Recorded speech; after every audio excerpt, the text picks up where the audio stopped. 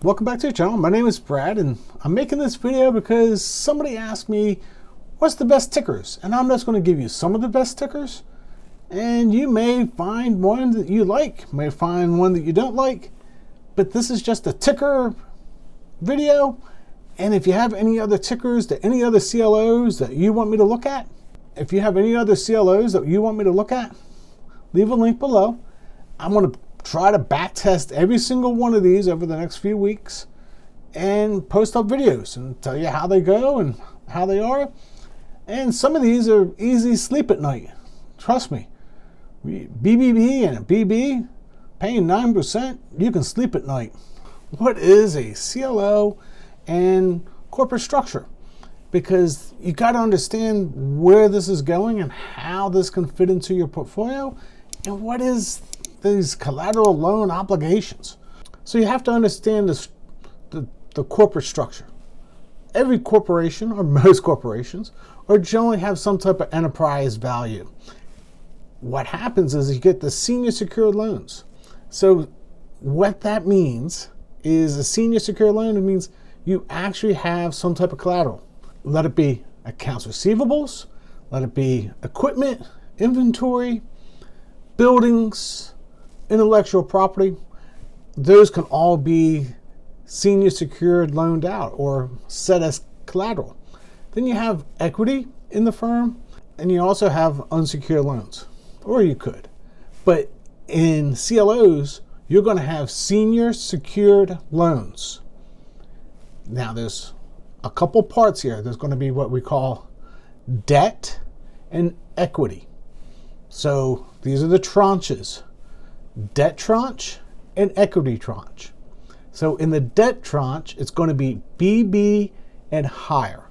And depending if it's a CLO 1.0 or a CLO 2.0, and now you get into CLO 3.0, you're going to be AA, and this is the most secure part of it, is going to be 60 to 65%. Under CLO 2.0, it's 65%. And then you get the double A's, you get the A's, the BB's, and the equity tranche. So the debt is AAA to BBB, and then the equity tranche is anything lower than that, B, B minus, C's, C's, all that, or even unrated. So that's how the structure is made. In this, there's a waterfall. It's the easiest way to explain it. So when payments are made, AAA gets first, then you go to AA, then A, then B, B, B, B, then BB, and then down to the equity tranche. The equity tranche is the least secure, meaning they're going to be the first places that takes the losses. So when there's a loss or a loan defaults, then they're going to be the first one to get hit. They're also the first one to get any kind of excess revenues. So it's a plus and minus. And keeping in mind, AAA is mostly, this is how your banks are making money. And we'll get to that in a second. So if we look at the vintage CLOs, the CLO 1.0, what was the actual default rate? That would be interesting to know, because then you can start saying, is this something I want to get into? So on a CLO 1.0, there was 4,322 loans made. That's a lot of loans. And only 38 of them actually defaulted. And if you take that, how many of the AAAs actually defaulted? None. So if they're making up 65% of this portfolio, or the CLO portfolio, and none of them have actually ever defaulted, that's how they can leverage this portfolio. Because normally what happens is they start with $50 million, and then they apply 10x leverage to it.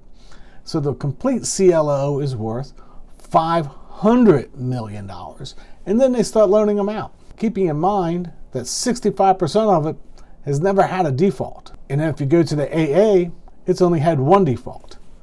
You can see the picture. This is how they're able to secure these loans and use leverage to do this. There's also, as you go down the debt trenches, they pay a little bit more than the secure overnight funds rate. normally there's a spread between the secure overnight funds rate and what these guys are actually paying. And that's how you make your money. So in this, keeping in mind, equity gets hit with everything.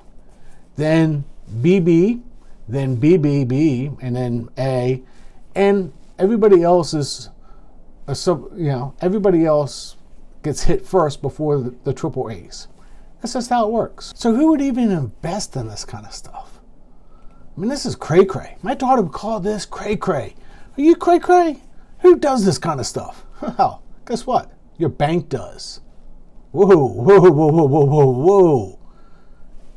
If you're banking at any bank, they're doing this. This is how they're making money on your money. Oh, wait a second.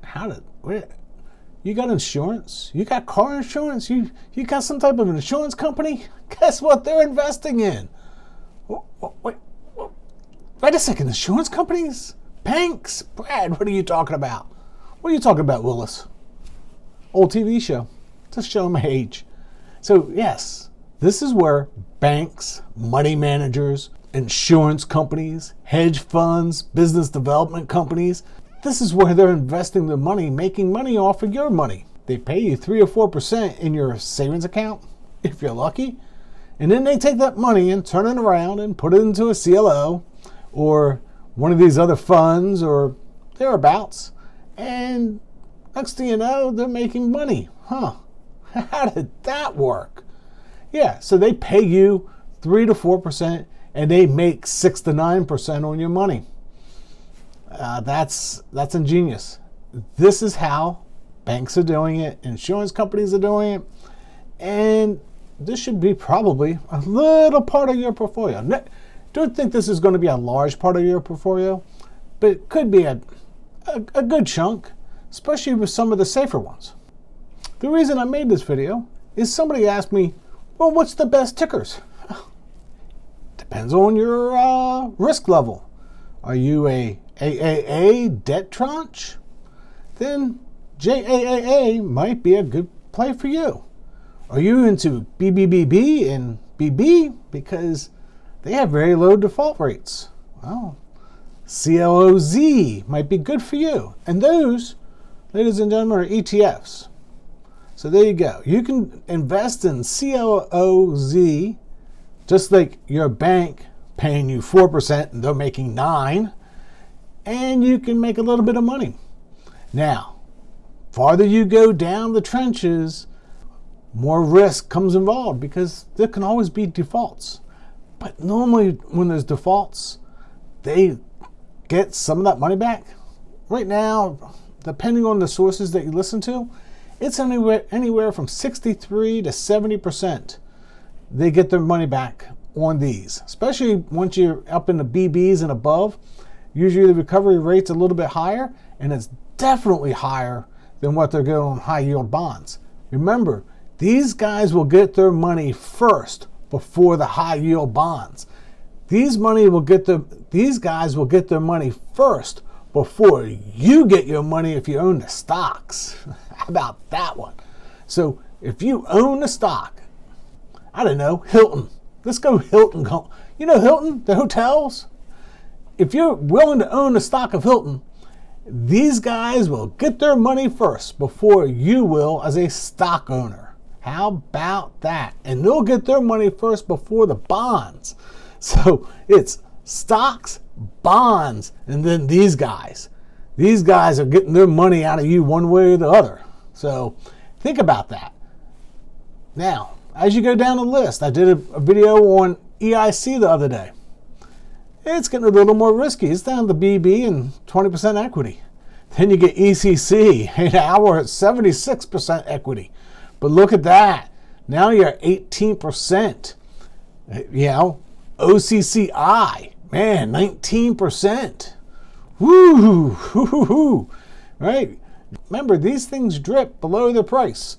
So you can get an extra few percentage points on top of that.